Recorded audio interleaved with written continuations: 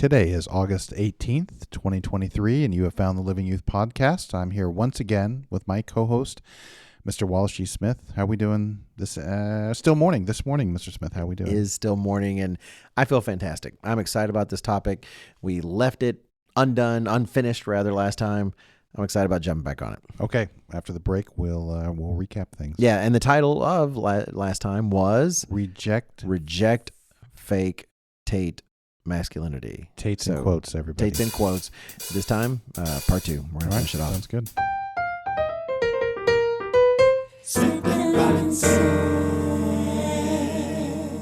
Thank you, Jake and Julia, and welcome back to the Living Youth Podcast. This is part 2, and we were going to talk about it here at the beginning. You know, we did part 1 of Reject Fake Tate Masculinity last time, and we surprised ourselves. We were not expecting this to be a 2-parter. So we reached out to all of you and said, hey, let us know, if it bothers you when we have 2-parters sometimes, if that's just, and we actually had, I don't know how many. Zero Well, okay. We did have comments, you know what I'm saying? Yeah. But you guys commented, but nobody actually commented on our question. You actually just send in more ideas for podcasts, which we appreciate, by the way. We're not knocking that. But no one actually said whether or not they found it irksome that we had a part 2. So we're going to assume that you love it and it was fine. And that's where we're going to go from there. But it does bring up by the fact that thank you for those of you reaching out, which you've generally done using podcast@livingyouth.org. I think that's the address. Let me go ahead and ask you an additional question. And it's not about the podcast, and then we'll get to our actual topic. But it's about the livingyouth.org website as well. We want that to be a useful website to you. If you've been out recently, maybe for the podcast, maybe you've been going out seeing camp photos. We publish camp photos there. That's the home, frankly, for camp photos. We also publish a few original writings. I'd like to do more of that. We have more contributions. The idea is it's kind of like an LCN for younger people in the church. We also post sermons on occasion to bring them to your attention, especially if we've mentioned them on the podcast. Sometimes we'll post just a segment of a sermon. That if we post a YouTube sermon and we have it actually set, the time marker set to a particular statement. We post particular articles that come to attention that we want to highlight for you. We also occasionally post things that aren't even Living Church of God productions, like some things by the Discovery Institute or something about history that we find is worthwhile. I remember there was one I posted, some guy was explaining why the United States is so overpowered. Yeah. And it's not because of Americans in particular, it's because of the land, and really highlights that God really blessed Israel by giving them that land. So we do want to put additional content out there, but if y'all are in a mood to write in like you are, what's some content you might like to see on livingyouth.org? What might actually be helpful for you? So give us some feedback, but don't comment at all on the actual question. Just kidding. just kidding. I went and double checked while you were talking, and that last podcast has 0 comments on YouTube. On YouTube itself, right? Okay. I kind of forgot that we mentioned you could comment on YouTube, because most of you seem to refer to use the email, which is kind of funny. I heard email is mainly for older people, but you guys are a bunch of old people apparently. So good for you. Yeah. I have my favorite kind, really, since I am one now. But anyway, getting to the topic at hand, teens and young adults, and that is rejecting fake, what I called Tate masculinity in the title. And that we mean that. Let's again summarize what we did last time. We talked about how the world is essentially attacking healthy, right masculinity in such a way that's you got kind of a void in the common culture concerning real masculinity. And not only that, you have many elements associated with real masculinity under attack. The idea that a man should be the head of his house, and a lot of biblical ideas. Well, in response to that, you have a lot of self-appointed teachers out there kind of stepping into the void and offering a picture of masculinity, saying, hey guys, here's how you want to live, push back against all this feminist blah, blah, blah, blah, blah, and embrace what I've got to give you, which is real masculinity. And a good example of that, and he's been in the news recently, has been Andrew Tate. and it can sound he's a bald fella. He's going through some legal troubles, possible He was human trafficking. a successful kickboxer. That was his start, wasn't it? Yeah. And he's muscular. He was in, I don't think he still is because he's been interviewed, but house arrest in Romania. I don't know if that's still the case. But regardless, it can sound kind of edgy because it's really pushing back against some of the anti-man comments out there. And it can seem appealing, but then you look at the broader picture and there's things you don't want. And it should kind of, anytime some guy is showing off all of his fast cars and all of the loose women he associates with, you should start to realize this is not someone whose company you want to keep. But then you kind of dive in deep, and I don't want to go into some of those details. But regardless, this is not a good example. So we wanted to take the time, me and Mr. Robinson, to talk about biblical aspects to God's design of men and what you should seek to want to be. Sounds good. Is that a decent summary, Mr. Robinson? I think that was good. You could lump his brother in as well, because his brother's kind of been on the scene more, and in fact, his brother's even done more toxic things, arguably, than Andrew. But they were both in trouble in Romania, weren't they? I think. Yep. Yeah. Well, the 2 points we made. And by the way, yes, they have said themselves they consciously chose being based out of Romania because of its lax laws surrounding some of the, shall we say, just protecting women. Oh, really? Yeah. I'm going to say I hadn't even heard that, but that's, to a certain extent, you make a bed and you end up having to lie in it. But that said, and who knows, I'm not trying to say they're guilty of the things they're accused of. We'll let that, we'll let that play out. But we want to talk about instead, what is it God actually wants men to be? What did he design men to be? And you might think out there, hey, Mr. Smith, Mr. Robinson, I'm a young woman. Why should I even care? Well, because you might want to marry an actual man one day. You might want to actually, or you might want to understand your brothers and your father and how they're wired. That's increasingly, Mr. Robinson tells me about various secular women, I would say, that used to kind of live in la vida feminism, and discovering any certain biblical principles about manhood, and discovering they like being married to husbands who are actually men. Am I summarizing that well? No, that's right. And probably the reason they're more interesting to me, like if you have a religious background, specifically Christianity, whether it's true Christianity or not, it's less notable when the women want to follow what we would consider a more traditional role. Yeah, because they've kind of started with that, maybe with their father or something. Yeah. But some of these secular women, especially when they embrace the idea of feminism, and one of the lies that goes along with that is that, well, I don't need a man. And so they chart a course that way. And then they get older and they're like, it's not turning out the way I thought it would. And they all have their different stories. And that was what's interesting to me. It's like people who didn't necessarily have a religious background or an upbringing that would naturally orient themselves towards, wanting to find a man and a husband and then, children. They consciously chose not to do that when they were younger. And so it's more notable to me when they come around and go, you know what, I was told this would make me happy and it has not made me happy. And it really, I would argue that despite what's going on in big picture in the world of this idea that everything's a social construct and biology can be overridden, it's just ridiculous. The women eventually, we also succumb to our biology, and there are certain directions we really want to be oriented. I mean, that might segue into your first point. That's what I was going to say. Men do want to, in their very core and nature, want to serve and protect. Yeah. And like this used to be taken for granted when you and I were younger. It was very, the boys. What do boys want to be? Well, maybe a fireman, maybe a policeman, maybe a doctor, or that kind of thing. And I don't actually remember what the girls wanted to be. And so now we've been told, well, that's all just a social construct. But the biology doesn't lie, which is part of why I've been, I mentioned last time, I thought maybe I could clarify it slightly. Why do I find, and even said, this is tongue in cheek, okay? evolutionary biologists are like the last secular people still telling the truth, because they've spent their whole lives studying, because in their minds we've evolved in a certain way, and we've clearly evolved along biological lines. According to them. Yeah, according to them. And it's deeply embedded into who we are. So this idea that we can just say, oh, well, it was a mistake and I actually want to be a woman. And they're like, no, it doesn't work that way. Yeah.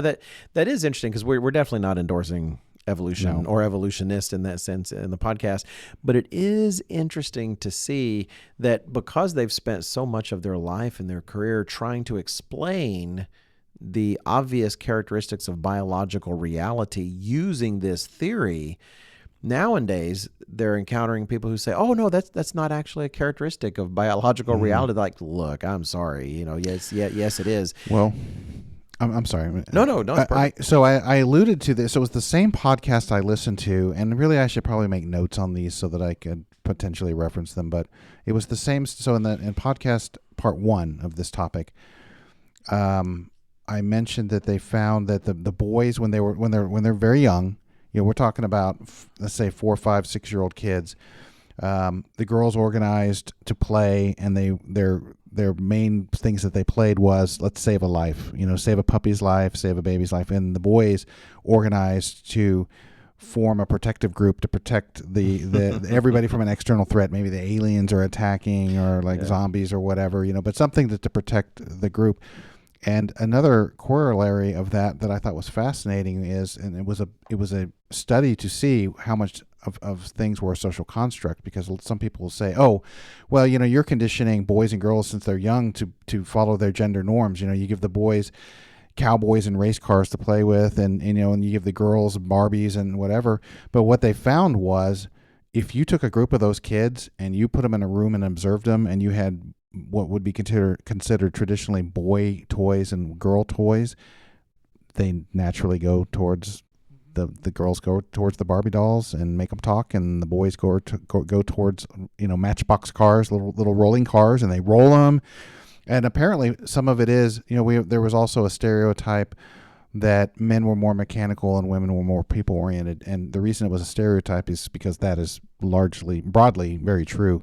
And the boys are playing with the cars and feeling them and the way they move, and they make car sound noises with their mouth to make the car sounds, and like how it's moving in space is something that they're observing and learning about. And of course this is just broad. What would I say this? Painting with a broad brush. Yeah, painting with a broad brush, because there's always on the edges some exceptions, and so you just can't. I didn't mean to turn this into like a biology thing, but like the idea that boys and girls are a social construct is just lunacy. It's overuse the word lie. It is a lie. Mm-hmm. We're deeply, men and women, male and female, we have certain things that are encoded in us, and that really is how it is. And we can override it, or we can pretend like, the guys, when they're kind of weak, I think they're just trying to avoid responsibility, for example. But, you take most average boy, and they want to serve and protect. They want to do something to protect the community. And like the research has shown, that's exactly right. And, we're not trying to say everybody is the same. All men are the same. All women are the same in every way. No, each is a beautiful collection of a variety of different things. But there are trends, and there are central modes in which, and the tendencies, and those do reflect God's design. Concerning what Mr. Robinson was just talking about, this idea that the world wants to press, that there really is no inherent boyness or girlness at all. Like there's nothing. I'll try to include a link.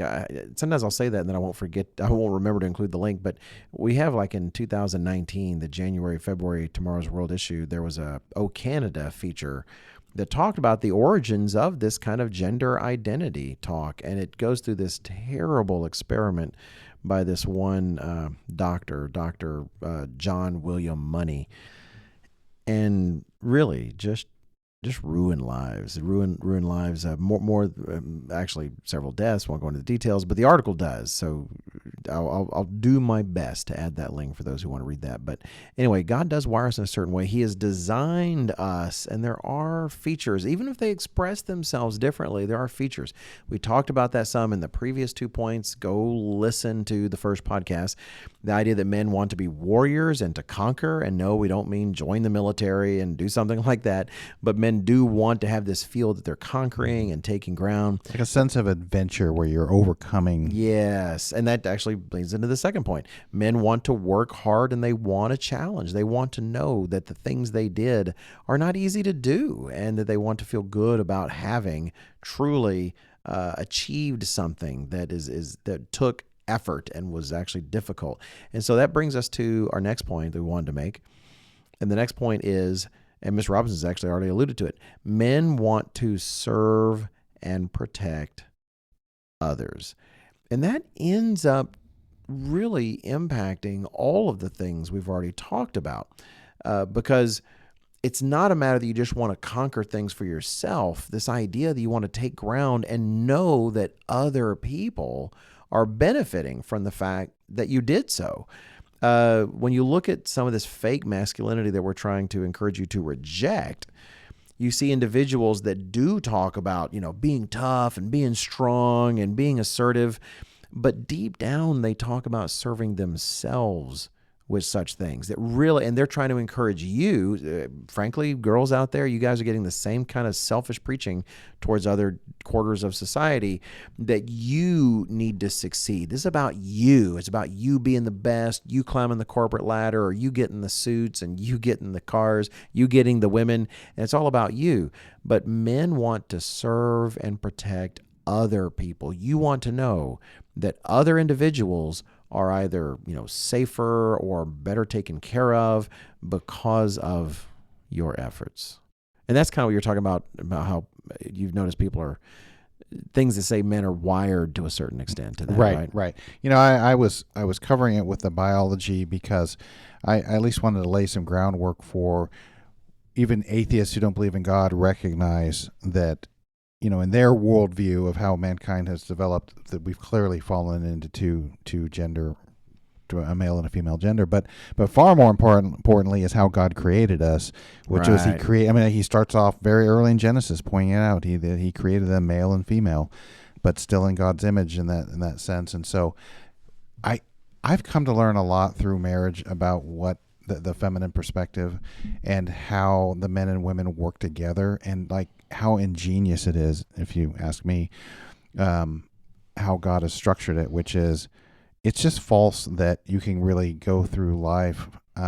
Look, there's extenuating circumstances where sometimes it doesn't happen, but if in most cases a man and a woman get together, get married, even in this day and age, that's still largely the case. But the wife will complete you because she brings to the table so many feminine aspects that you don't have, that is necessary for you to have your most fulfilling life. And, engages you and energizes you and pushes you in the right direction. And then it's the most fulfilling thing because you need to protect your wife. And then when she has the children, when she's extremely vulnerable, when women are pregnant and have, it's why God says, woe to those who are nursing and pregnant in those days. Extremely vulnerable situation when you're like that, and you need somebody to bring the crops in from the field, and put food on the table while you're like that. And vice versa, the women have certain things they do and take care of so that the men can go out and do those things. And God really designed, I think this is some people, I think when I say this will think, well, yeah, no duh. But I've underestimated how much God created us to be dependent on the other in a marriage. Like it's, people think of that as weakness. It is not. It's not weakness. God designed us to be dependent on our significant other. Yeah. It's interesting. The passage in the Bible that comes to mind when we come to this is in Nehemiah. And for those who don't know, Nehemiah was sent back. He's trying to rebuild Jerusalem. And part of back then, especially surrounded by hostile neighbors, part of that was rebuilding a wall, for instance. And all the enemies around at the time didn't want Jerusalem rebuilt. They didn't want this wall. They didn't want Israel to be a power again. That they had to be concerned about. And so they were just constantly in danger. And Nehemiah talks about this, and he addresses his fellow Jews in terms of what they're doing. And I have a few verses from Nehemiah 4. He's writing to really us. I mean, really, he's writing for posterity here. And he says in Nehemiah 4 and verse 6, "So we built the wall, and the entire wall was joined together up to half its height, for the people had a mind to work," which I think is a great phrase. Mm-hmm. He says, "Now it happened when Sanballat, Tobiah, the Arabs, the Ammonites, and the Ashdodites heard that the walls of Jerusalem were being restored and the gaps were beginning to be closed, they became very angry. And all of them conspired together to come and attack Jerusalem and create confusion." So that's the setting. And then you jump down verse 11. He says, "And our adversary said, they will neither know nor see anything till we come into their midst and kill them and cause their work to cease." So he's dealing with a lot of difficulties, and he wants to kind of rally the people to focus that much more and to think about why they're doing these things.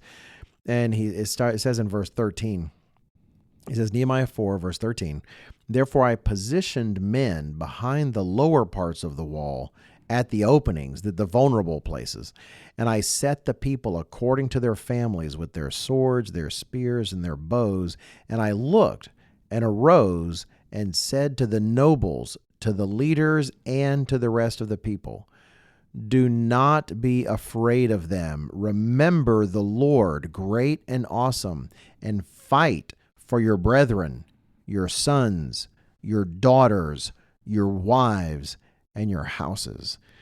Trying to inspire them that you're not just doing this because we want a nice wall or just because for you.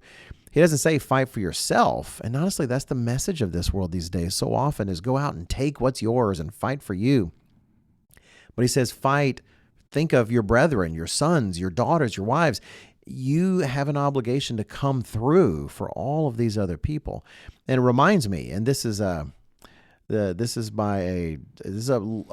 famous poem, and I can't remember what it's called. I think it's called Horatius at the Bridge. I'm not sure, but it's fictional. But it has to do with it's about Romans and the Romans trying to defend their city against these oncoming hordes.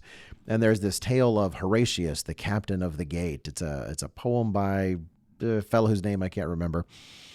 But there's this phrase he says, because they realize that everybody can escape, and they can. No, it's not that everybody can escape. All they have to do is chop down the bridge. If they can chop down the bridge and remove the bridge, then suddenly all the hordes won't be able to come into the town, and they won't be able to attack and burn it down and take all their women, and they'll be safe. But they've got to cut down that bridge. Which, by the way, there's an analogy there for how evolution actually works, and why viruses sometimes get resistant to drugs, and that's a totally different story. Because evolution does not work the way they say, but definitely bodies can change. I'm not going to be distracted, Ms. Robbins. I'm going to focus. Wait, didn't you write a booklet about that? I think I did talk about actually that particular fact. But back to this, the challenge is they know they can't cut down the bridge in time. There's no way. They're not going to be able to remove that bridge before the hordes are upon them. And so then you have Horatius, the captain of the gate, recognizes that if just he and another couple of men stood, the bridge was narrow enough that 3 men would be sufficient to stop all of these other armies temporarily to give them time to cut down the bridge, which of course is a suicide, mission, because they're definitely going to kill you and the other 2 guys. And there's this speech, and yeah, it's got some pagan tendencies because it's supposed to be Romans. But if you kind of set that aside, it's the kind of thing that does appeal to me. So again, keep in mind, we're talking about guys that worship other gods. We're not talking about, the way it ought to be. But in the poem, Horatius gives this speech. He says, because he's got the idea that, me and 2 other guys could stop all these hordes. And he says, to every man upon this earth, death cometh soon or late. And how can man die better? Oh, sorry. I actually should start because I want to get the rhyme in there. It says, and then out spoke brave Horatius, the captain of the gate. To every man upon this earth, death cometh soon or late. And how can man die better than facing fearful odds for the ashes of his fathers and the temples of his gods? Again, a little paganism there. He says, and for the tender mother who dandled him to rest, and for the wife who nurses his baby at her breast, and for the holy maidens who feed the eternal flame. Well, that is getting indefinite paganism, but he's talking about how can a man die better than knowing he faced terrible odds, and he did it for the sake of his family and his kinsmen, and they would all really, it ties down to what Christ talks about, greater love has no man than this, then he laid down his life for his friends. A noble sacrifice. That noble sacrifice, and men want to know that what they're doing, their hard work, etc., is for the sake of serving other people. It's the opposite of the kind of be man enough to take what you need in this world, which is far more evolutionary, frankly. That reminds me of another, why do we have some of these tales down from thousands of years ago? Because there's this tale of heroism that's like deep down every man wishes that they were capable of. The Battle of Thermopylae, where, apparently the numbers are not exactly 300. We just kind of rounded it off to 300. But, a small group of men, Spartans, held off the Persian army for a long time, and they all died, near as I can tell, as I recall, because I mix it with the fictional work. But anyway, again, just the sacrifice to protect your families, your lands, your way of life. And in that poem, there's a part where he actually makes the pitch that, would other people stay with him? And he's telling the consul or whatever, go ahead and cut down the bridge. He says, hew down the bridge, Sir Consul, with all the speed ye may. I, with 2 more to help me, will hold the foe in play. In yon straight path 1,000 may well be stopped by 3. Now who will stand on either hand and keep the bridge with me? And even though he dies in the story, but the idea that you would be the guy not only to do that, but to try to inspire 2 other guys who think it's a good idea, to join you in this final mission to protect your people. Man, that generally stirs something, because men want to know their sacrifice has been worth it and others have been saved by it. And in particular, Mr. Robinson is so good about bringing this out. There's a special connection, of course, to our family. And that's something that gets me about this fake masculinity we're encouraging people to reject, because in particular, for those who will be blessed with such, men want a wife and children to serve and protect in particular. And I'm not kidding. I almost thought it was a parody account at first, and best I could tell, it's not.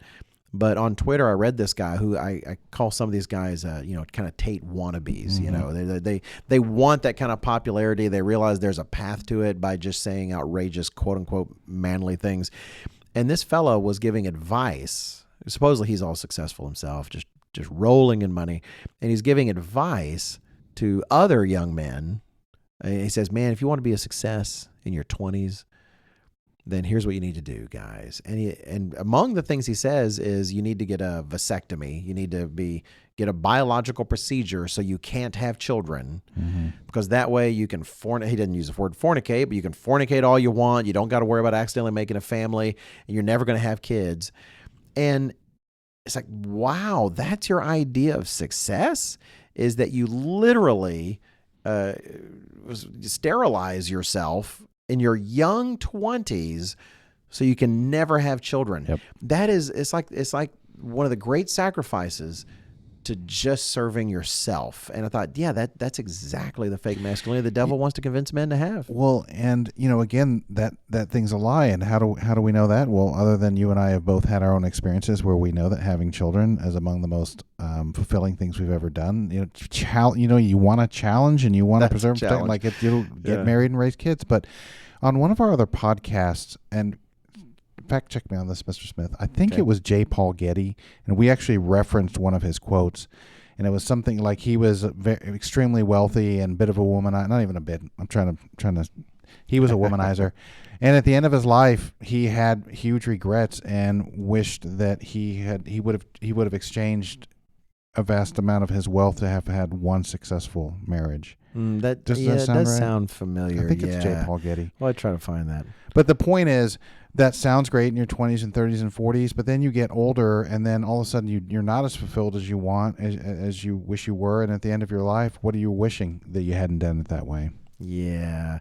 See, that's just it. There's some poor guys out there that just want to be a successful man, and they recognize that it's wrong to have masculinity attacked like it is these days, and they're going to follow stupid advice like that, and then come to find out they've actually cut themselves off from one of the most satisfying things you can experience. Right. Well, I sometimes I've had this discussion with some family, and because we've talked about this kind of concept right here, and so like imagine that he's all the success he wants to be, and he has this amazing mega yacht that cost $80 million, and he's surrounded by the best food and the most beautiful women and everything, and I can envision you're standing there on the deck taking in this epic sunset. Who are you sharing it with? Right. There's nobody close to you, because all you have is a group of people that you use, frankly. And it's not, long term, that is not fulfilling. I love what Mr. O'Gwen used to say. He said, nobody ever gets ahead long term by putting God last. Yeah. This might be, well, let me say this. This is the quote you're thinking of for J. Paul Getty. I don't know. I haven't backed it up yet. Just because, ladies and gentlemen, it's maybe a shocker. Just because you find a quote on the internet doesn't mean the person actually said it. So I will say someone said this once, but it is attributed often to J. Paul Getty. I'd have to do some more research, but I think this is it. He said, supposedly, I hate to be a failure. I hate and regret the failure of my marriages. I would gladly give all my millions for just one lasting marital success. So I suspect that's the one you're thinking of. Since it was Getty, I searched my show prep notes. Good. And that's one of the quotes I have. Said in my notes here, it says he was divorced 5 times. Oh, wow. He also said, if you can count your money, you don't have $1 billion. That was actually pretty funny. Okay. Okay. Oh, another verse I want to mention, because let's say, okay, that's fine. You want to do that. Well, Proverbs 24 and verse 27, if you want to build a family and have some to serve, Proverbs 24 and 27 gives you some advice. And this is very manly, I think. It says, prepare your outside work, make it fit for yourself in the field, and afterward, build your house.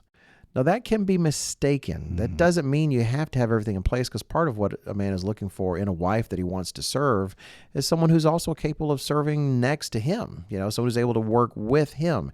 It doesn't mean you have to have $1 million in the bank, but it does mean that, if you want a wife and family to be able to serve one day, then focus on making yourself someone who's worth marrying. Focus on making yourself someone who actually would make for a good husband. Work on trying to put those things and those principles in place.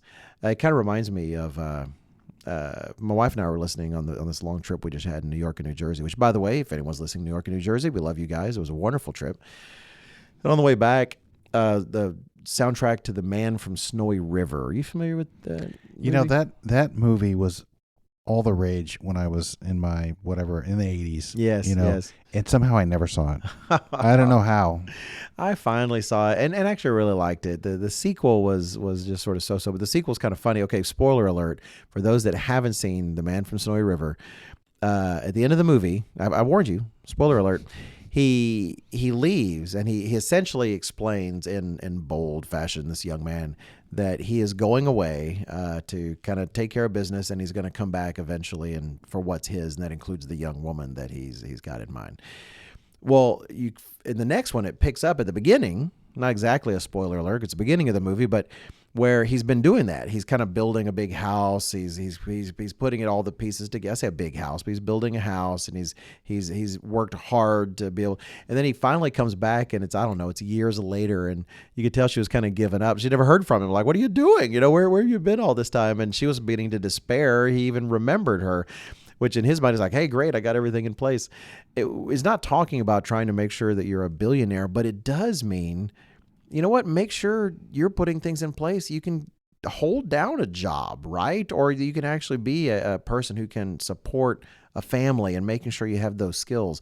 And I'm gonna I want to drop some Roderick C. Meredith and Mr. Robinson. It's a long quote. Okay.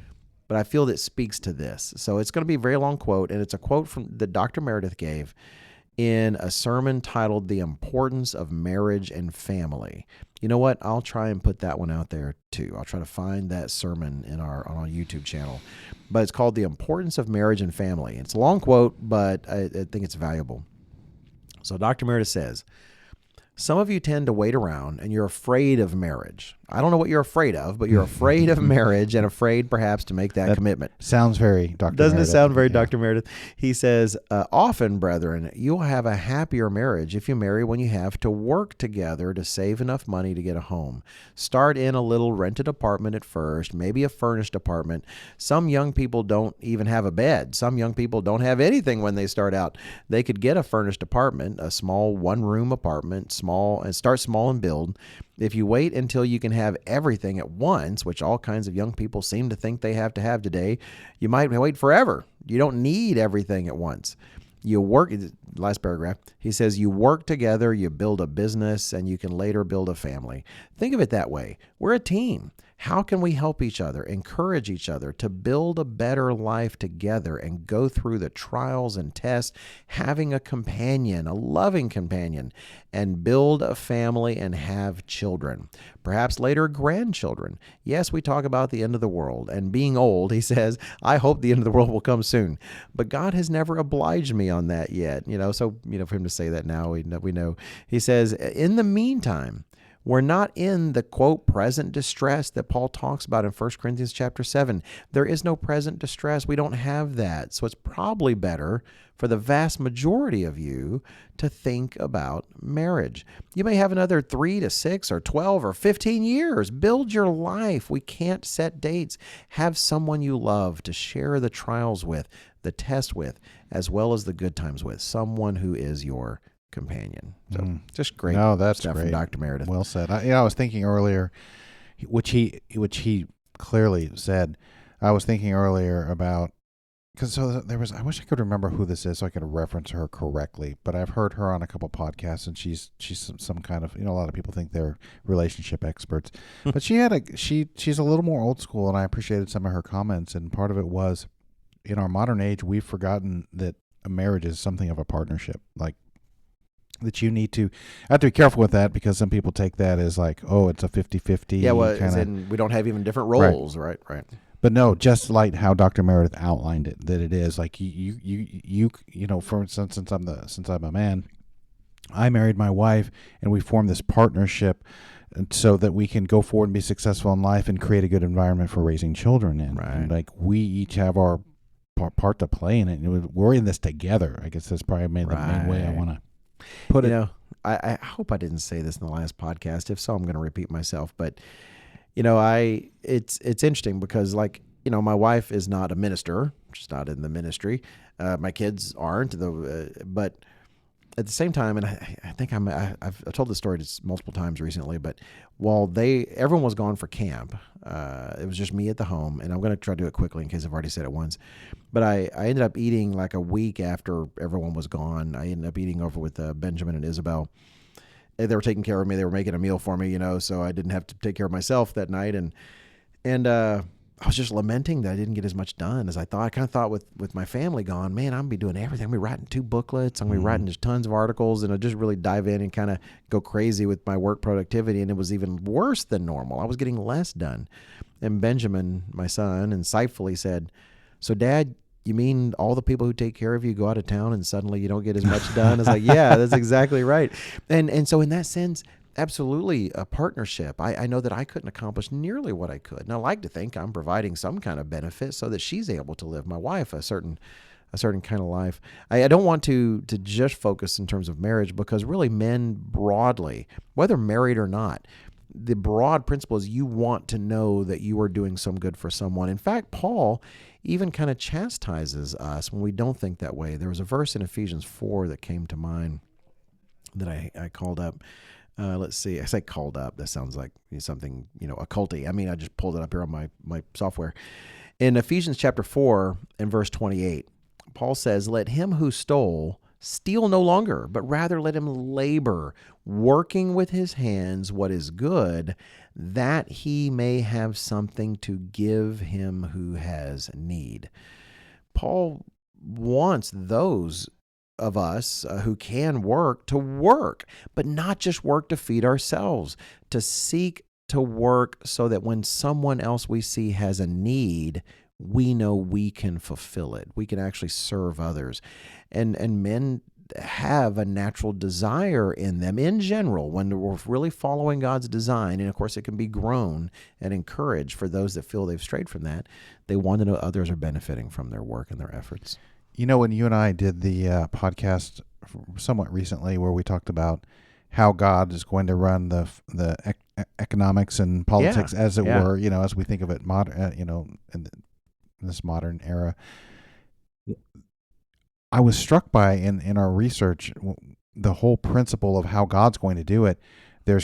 It's not obvious unless you're like looking for it or really extrapolating out all the lessons of how God will do it. Mm-hmm. But there's a clear inference to make sure you have enough for yourself and be able to provide for others. Like it all runs through the whole community is you're supposed to be doing that. That's neat. And it calls to mind when the apostles are arguing, debating amongst themselves about who's going to be greatest. Who's going to be greatest in the kingdom? He just kind of stomps all over that in his kindly, Christ way, and says, it's in Matthew 20. You can read an example of that where he says, you guys are thinking like the Gentile leaders. He says, anyone who actually wants to be capable of leading people, you want to be a leader, then you're going to be the greatest servant. That's what you are, because the greater your capacity to serve others, in God's eyes, that's what qualifies you more as a leader.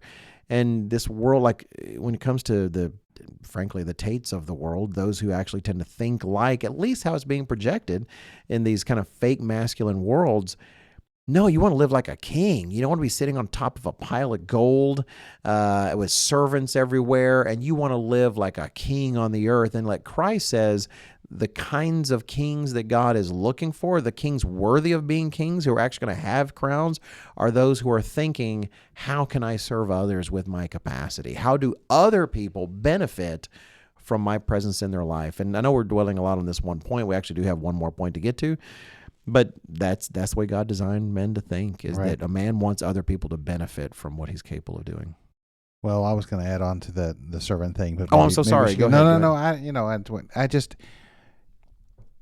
when I last summer was going through all those history podcasts that focused heavily on the Greeks, the Romans, the Persians, and how when you're the Persian Empire, the last thing you would ever do. Why would you ever serve anybody? Really? Oh yeah, So I get when you going through that again just a moment ago reminded me of actually how truly mind blowing it would have been to them even at the time that a leader would actually start with in a very serving capacity and actually tend to everybody else's needs, and especially I would think more so.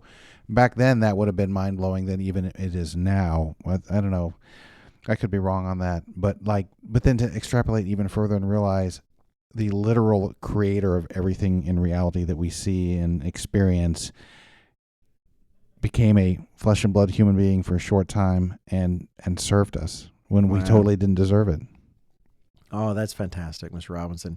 If you think about it, while you're talking, you're prompting me to boil things down. That this world tends to focus in terms of masculine leadership, or the picture of it as those who are best capable of exerting power over others. Yes. When God is really looking for, if God wants to know if we're a leader, he wants to look around and see how the weak benefit from us. How are the weak served by what we do? So instead of looking at our power to influence or impact others, he's looking for, what is your impact on those who are weaker than you? And it really is interesting because God is the ultimate power in the universe. And what does he do? Like Mr. Robinson said, he devotes his entire self to actually serving those who are lesser in that way. Well, like I said in the first podcast, one of the things I learned that when things really deeply bother me, one of them is overwhelmingly the concept that you would actually profit from the suffering of other people. It's like the most antithetical to what Christ gave us as an example by literally doing it himself. I mean, I think if you don't think through this too far, But like if God had just given us instruction about how to do it and not actually model the behavior, that would probably be enough. But to actually go the extra mile and like, oh, and not only that, here I'm gonna act this out. I don't mean like he was not pretending. No, I know what you mean. Right. Yeah, but actually acting out a spiritual concept for that period of his life. It's just amazing. It's amazing. Yeah. Oh, it is. Oh boy. Okay. We will move on to our next point. We'll be disciplined. We've really spent a lot of time on this, but I hope that it's profitable, and I hope that we've encouraged a mindset. This next one is actually one that's probably knocked me around a whole lot. I just feel like sometimes God slaps me in the face with this principle, and it's probably the last one we'll talk about today. And that is this idea that God designs men to want to reject passivity. That is just simply being passive. God generally designs men to want to be active. Now, when I say that, I don't mean that we don't fall from that. There's times when, frankly, I do want to just sit on my behind and not do something. But when I do that, I recognize I'm not benefiting what God is trying to encourage me to be. He wants me to be a person who's active. When I say active, I'm not just talking about sports and such. I mean, willing to take action, willing to decide, and there's a verse I came across, but I say came across, it's just one of those I like. It's in Job chapter 38. And it's right at the beginning where Job has been essentially saying, oh, if only God would tell me what's going on. If only God would answer me. Oh, I'm so innocent. If only God would speak to me. And God finally shows up and is going to talk to Job. And that's a big deal. I mean, it sounds almost silly to even say that's a big deal. And God actually kind of warns him at the beginning. And in Job 31 and verse 1, it says, then the Eternal answered Job out of the whirlwind and said, who's this who darkens counsel by words without knowledge? And then here's the line that grabbed me, verse 3. He tells Job, now prepare yourself like a man. I will question you, and you shall answer me. And this idea, what does it mean to prepare yourself like a man? I mean, one, there's just the spirit of it, which just means, man, Job, you better get ready, and why prepare yourself like a man? What does that mean? Because you are going to have to you got to be on guard. You've got to be, you're going to have to be engaged in this moment because it's going to be a lot for you, and you better get ready. But the King James Version is what gets me, because if I understand it right, it's more literal. Even though the New King James says, prepare yourself like a man, what does that even mean? Well, the King James Version says, gird up your loins like a man. And it's like, what in the world does it mean, gird up your loins, right? Well, I'll do my best to add. There's an illustration of how to do that, how to gird up your loins back in the olden times. And it's, if I recall, it's from the website Art of Manliness. I came across it, theartofmanliness.com. And it talks about how, back then they would have robes or, it was more loose hanging garments. And you could wear that around, but it's hard to be ready for action in that, because, you got to run, you might have to kick, you might have to fight, an arm. So what they would do is they would bundle up the robe in a certain kind of way, and they would tuck it into their belt or kind of tuck it, between their legs. They'd wrap it in a certain way, and there's a variety of ways to do that. So that their legs, so now you're free to run, you're free to kick, you're free to fight. It essentially, to say gird up your loins, means to do whatever you have to do concerning your current condition, so you are ready for action. And that was God's way of saying, Job, you better man up. You're about to get it. And I just love that phrase, this idea of girding up your loins. Well, this is actually personally validating for me. Is it really? Because our good friend of the podcast, Mr. Phil Senna. Oh, Mr. Phil Senna, you bet. Love him. And it was this was actually quite a while ago. Probably at least 15 years ago. It was the Feast in the Braunfels again. And he had some Bible studies, and he broke I think he did a women's Bible study, a men's Bible study, and then like a family Bible study. And in the men's, he solicited quotes or scriptures from the audience, and then this is the one I selected. Is it really? Yeah. And I wasn't sure if it went over and if people really felt like that was a good one, because maybe you have to dig into it a little bit to get the understanding out of it. But I felt the same way too. I mean, like I look at some of these other translations that, since you mentioned it, here's one: brace yourself like a man because I have some questions for you and you must answer them. What translation is that? That's NLT second edition. That's a good paraphrase. Yeah. The net is get ready for a difficult task like a man. I will question and you will inform me. So that's right. anyway, but yeah. The implication is you're about to face something challenging and you had better make sure you're ready for it. Oh, no, I love that. That's good, because I did like that. I mean, these days we wear pants. You should be ready to run or whatever the case is. But this idea that why is it like a man? Because frankly, when you look at all those robes, women wore very similar clothing in terms of the structure there, right? Mm-hmm. But the idea is that because men have to be ready to act, they have to be ready when there's danger. They need to be ready sometimes to be the ones who run into it, instead of trying to get away. And this idea, it doesn't mean that you, just because you're active, because men are active and we seek not to be passive, it doesn't mean that you can control everything, that you've got to somehow be so active in your world that every element is under your minute control, because boy, that could drive you crazy. What it does mean is when actions need to be taken, men take them. They are willing to actually step out and take what actions are godly and necessary in a circumstance. And they don't just content themselves all the time with sitting back while others do. Now, there's times when it's not your place, and that also needs to be understood. But there's times when if it's not you, it's not anybody else. And men generally want to be more active. Well, here's my support. So lately, I've gone through Judges. I'm researching a topic, we talked about that. And one of the things that struck me is one of God's indictments against Israel is the men becoming passive.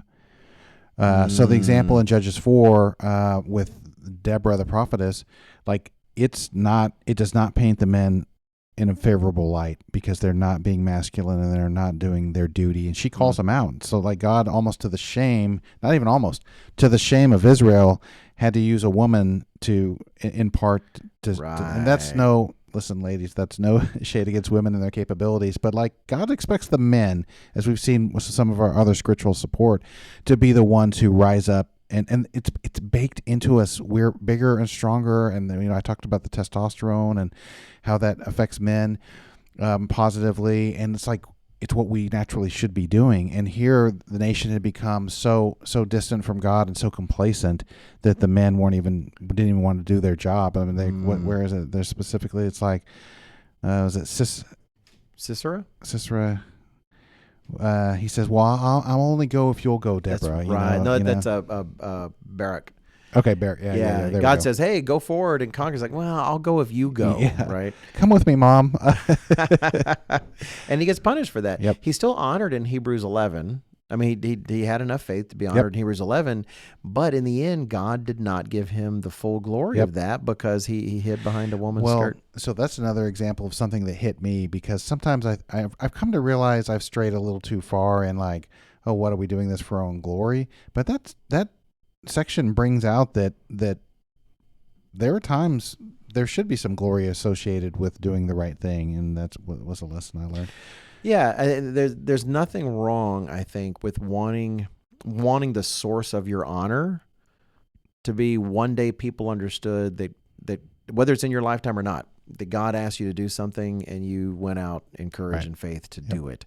Because you're looking for God to bring on. You're not doing it necessarily for the honor, but it should matter to you that people will either remember you as one who followed God or one who didn't, because all of our tales will eventually be told. Yep.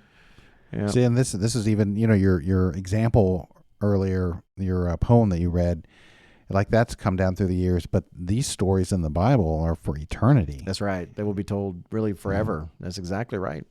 To me, an interesting example, and I was prompted by, it was a sermon recently. I can't remember who it was.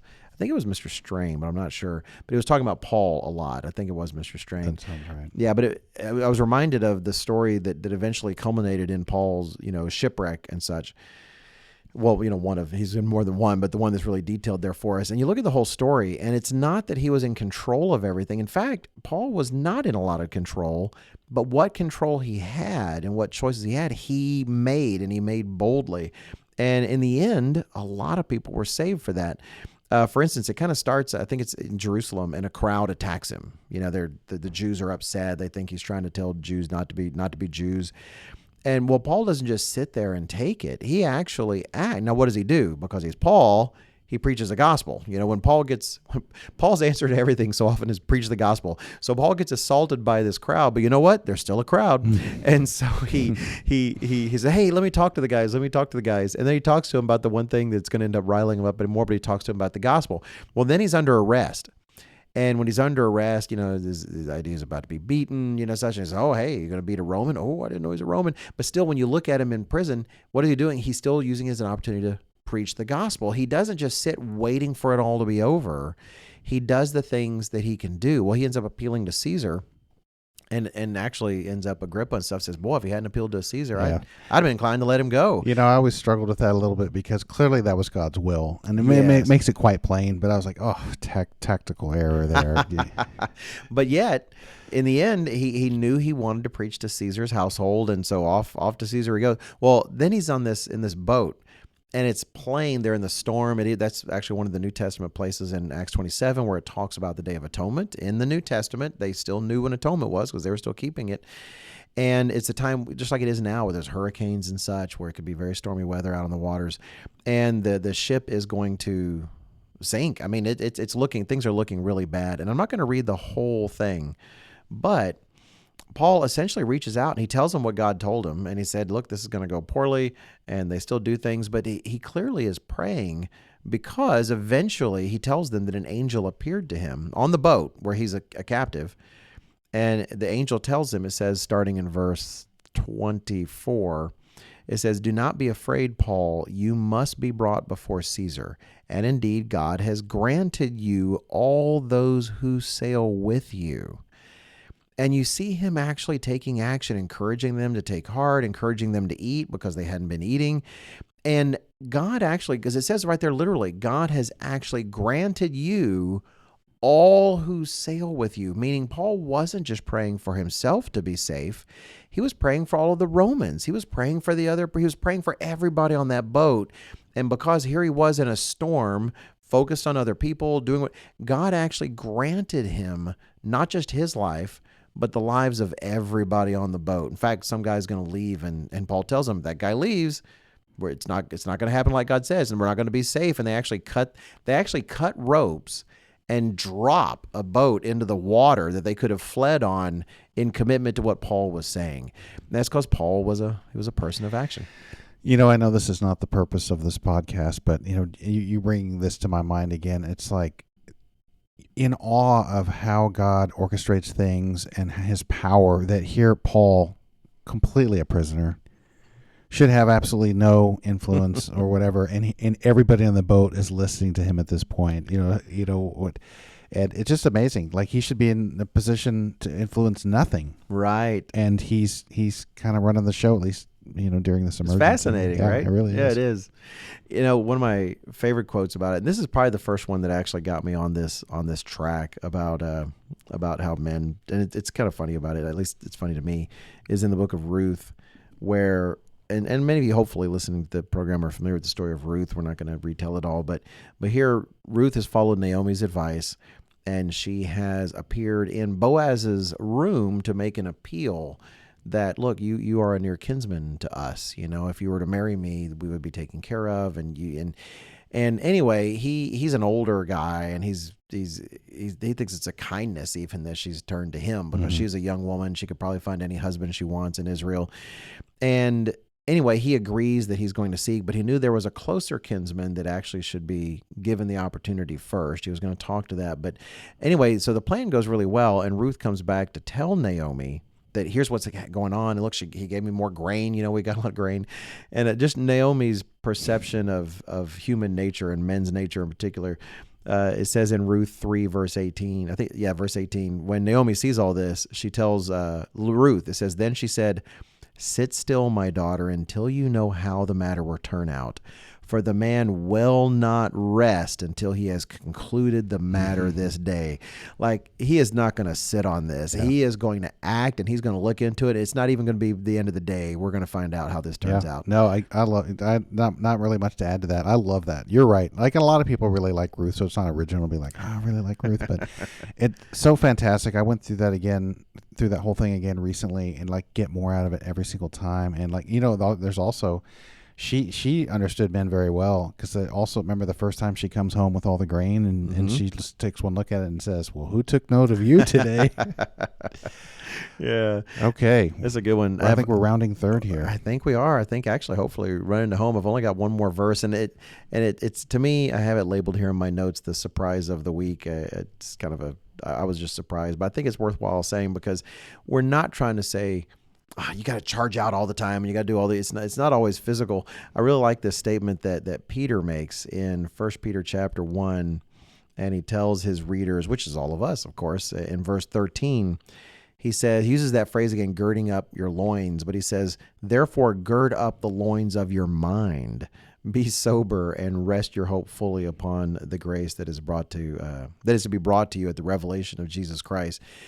That is, it doesn't have to be like, I got to go out and run and do this. Well, no, even in your mind, we all need to seek to be active. That is, prepare your mind for action. And as all the more if you're a man these days, do you know what kind of war we've kind of been talking about? There's a war out there for your mind. One day you're going to be head of a household, perhaps, and there's going to be a war for the minds of your children and your family. And you need to be mentally prepared. Men, it is tempting to just turn off our brains. Let me confess, I know the joy of just turning off my brain for a while and having the scrolling through the feed. That's exactly right. Scrolling through the field, turning into a human-shaped asparagus in terms of mental activity. But in terms of being the kind of man God wants us to be, he wants us to reject the addiction that represents and learning to be truly active. And so, yes, that means in your mind, when you're in conversations, be ready, be listening, be active. You might have to serve someone with it. You might even have to offer a gentle correction or rebuke to a friend. Gird the loins of your mind so that you are ready for action when you hear something in a sermon, when you read something in an article. Do not just be a passive person where the words are flying by your ears or your eyeballs, but rather, when you listen to a sermon, have that mind where your mind is girded up for action. What is this minister going to say that I need to be prepared to act on, that I need to be prepared to change in my life, that I need to be able to address? And just that phrase, gird the loins of your mind, I just thought was so colorful that Peter used there. And anyway, grabbed my attention.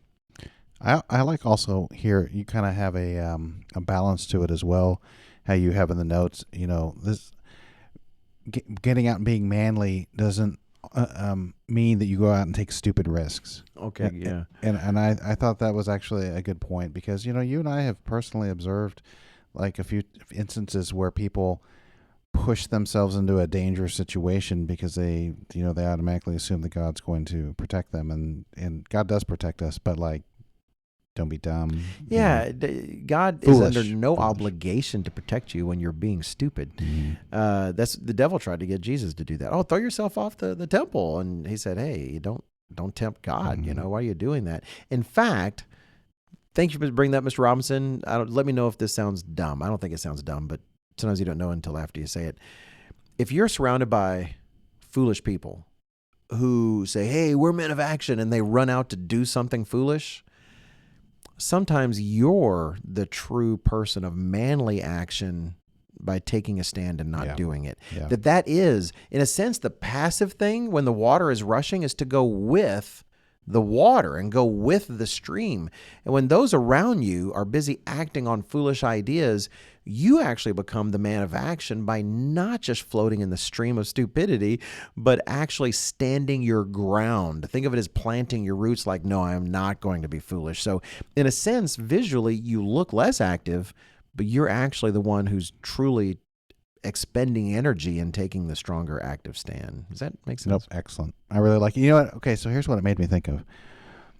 The most difficult thing, really, one of the most difficult things you can do as a man or a woman, it just doesn't have to be gender, is go against the culture.